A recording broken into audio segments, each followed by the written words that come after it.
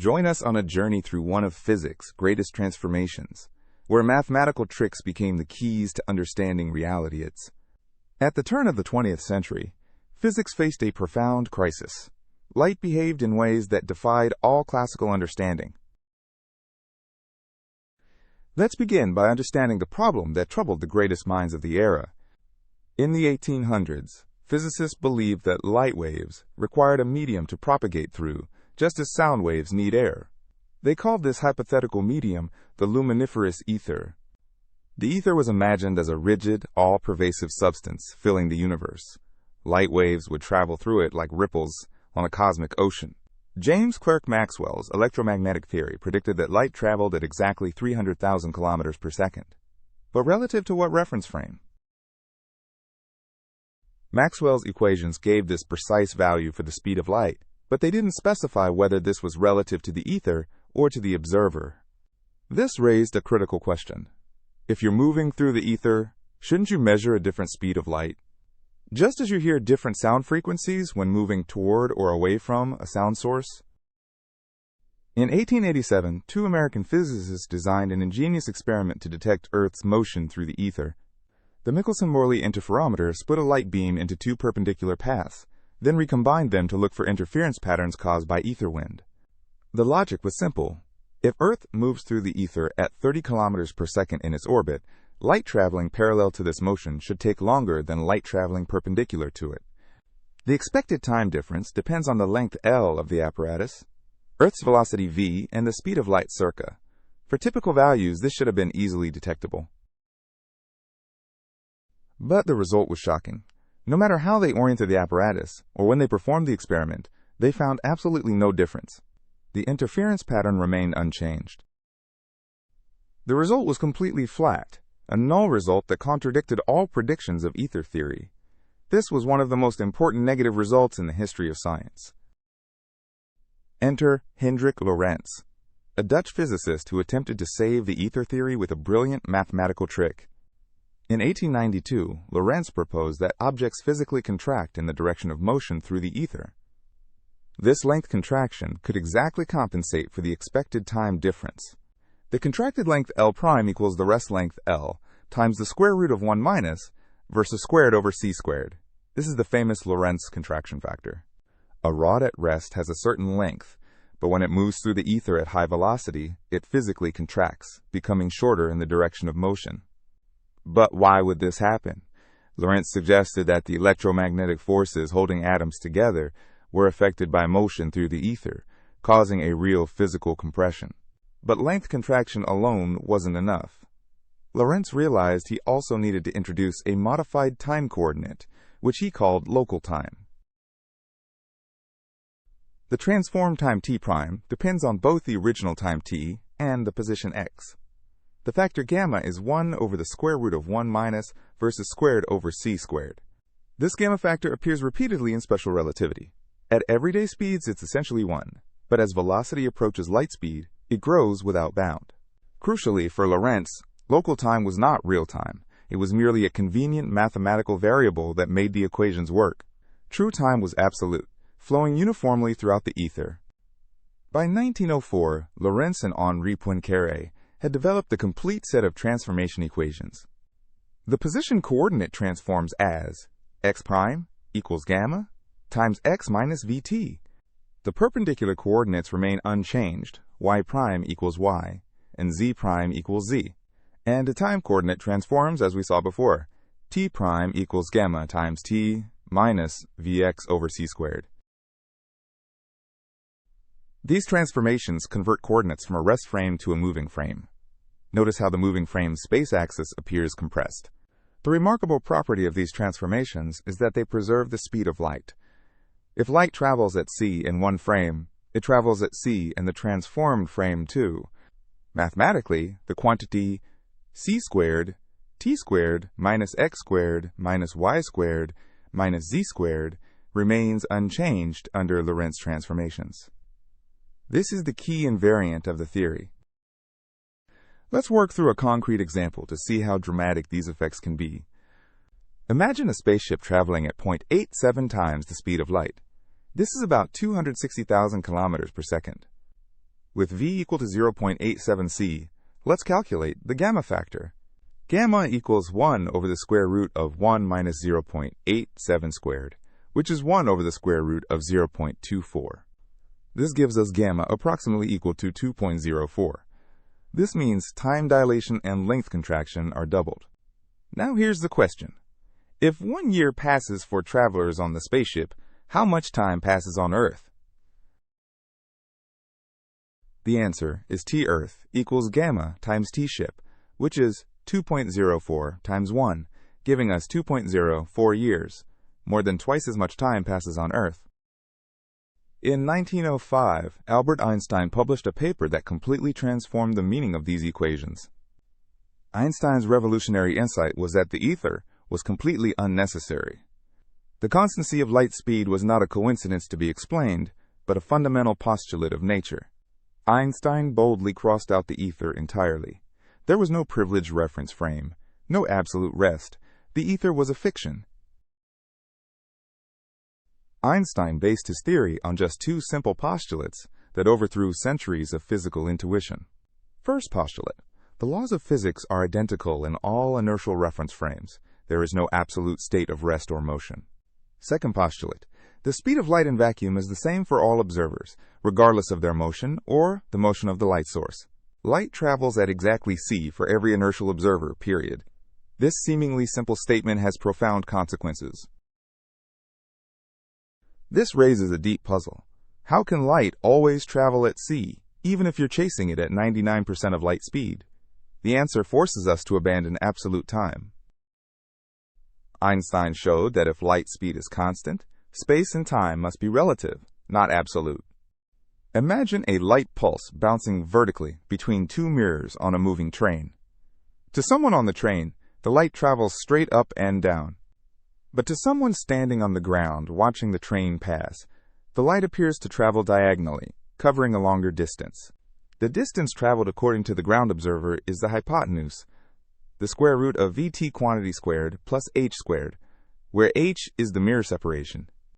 Since light must travel at c for both observers but covers different distances, it must take different amounts of time for each observer. Working through the geometry gives us exactly the time dilation formula. T ground equals gamma times T train. For Einstein, unlike Lorentz, these effects are not mathematical artifacts.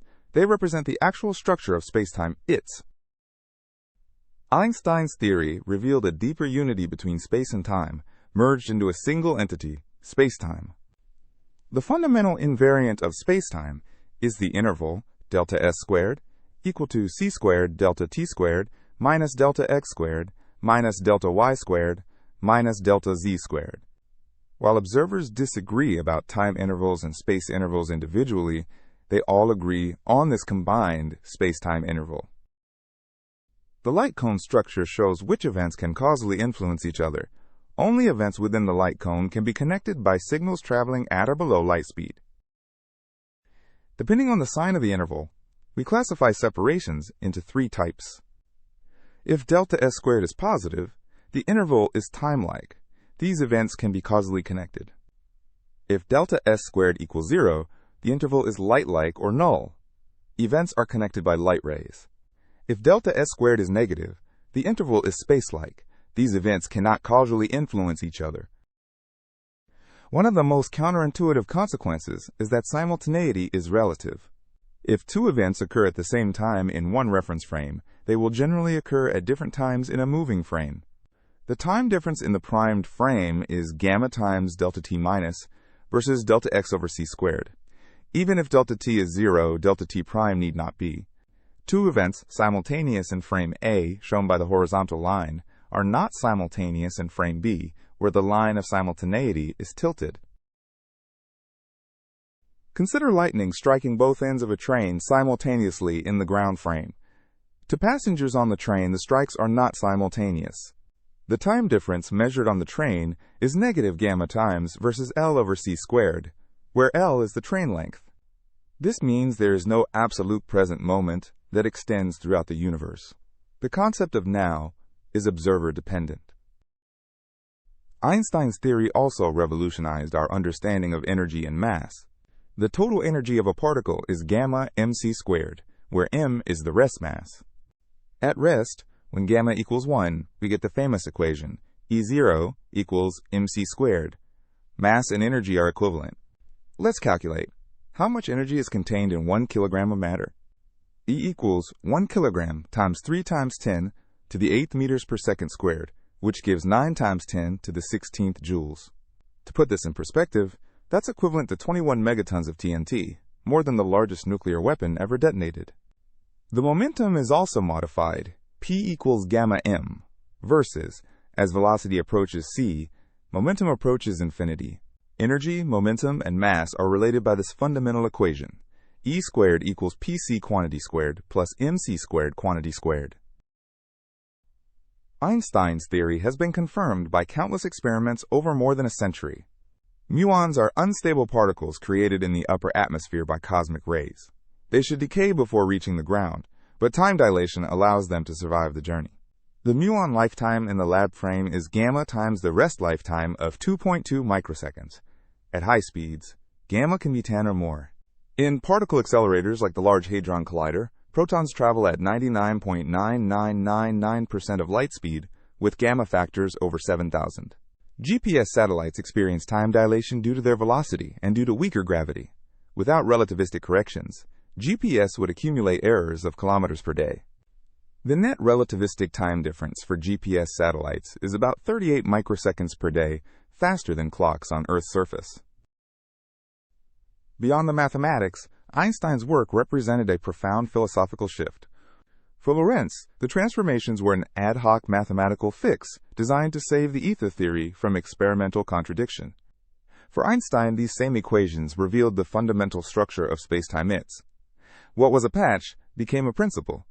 The progression from problem to mathematical fix to fundamental theory shows how science advances through reinterpretation of existing mathematical structures.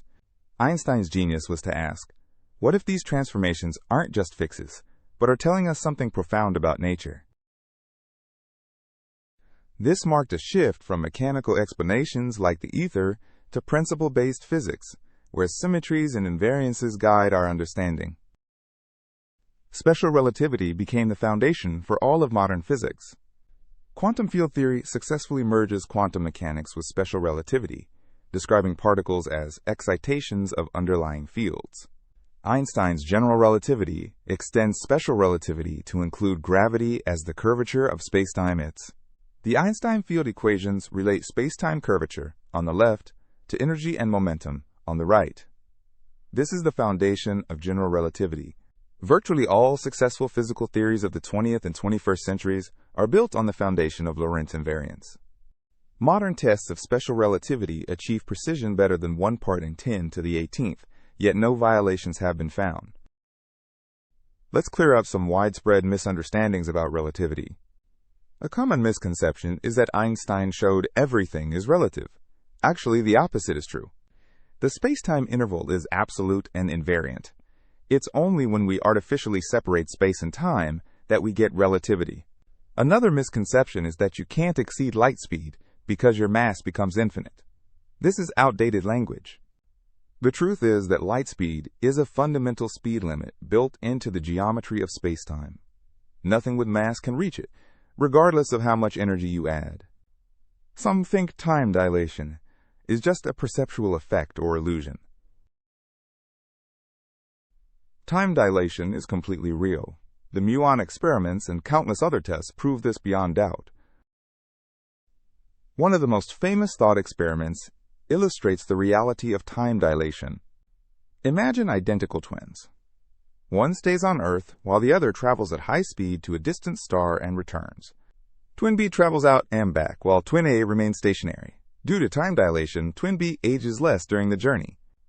The paradox asks, if motion is relative, why isn't Twin A younger from Twin B's perspective? The resolution is that the situation is not symmetric. Twin B must accelerate to turn around, breaking the symmetry between the twins. For Twin A on Earth, the elapsed time is twice gamma times the elapsed time for Twin B. If Twin B travels at 0.87 c for 10 years of their time, Twin A ages over 20 years. This effect has been directly measured using atomic clocks flown on airplanes. The traveling clocks consistently lag behind stationary clocks, exactly as relativity predicts. The story of Lorentz and Einstein teaches us profound lessons about science its. The same mathematical equations can have radically different physical interpretations. Mathematics alone doesn't determine meaning. Sometimes progress requires not new data, but a bold reinterpretation of existing data and theory. Einstein's theory was simpler than Lorentz's. It required no ether, no mechanical explanation. This simplicity suggested deeper truth. The unification of space and time into spacetime represents one of humanity's greatest intellectual achievements. The Michelson-Morley experiment's precision forced physicists to confront contradictions they might otherwise have ignored. Einstein's ideas initially faced skepticism. Even Lorentz never fully accepted that time dilation was real rather than apparent. Let's summarize this remarkable scientific journey. Hendrik Lorentz developed the mathematical transformations to save the ether theory from contradiction with the Michelson-Morley experiment. Albert Einstein reinterpreted the same mathematical equations as describing the fundamental structure of space-time itself, not just a mathematical convenience. Both Lorentz and Einstein were correct in their respective contexts. Yet Einstein's perspective has become the cornerstone of modern physics, revolutionizing our understanding of space, time, and gravity. The story of Lorentz and Einstein teaches us about the power of reinterpretation and the importance of simplicity in physics. Sometimes, what seems like a small change in perspective can lead to a profound revolution in our understanding of the universe.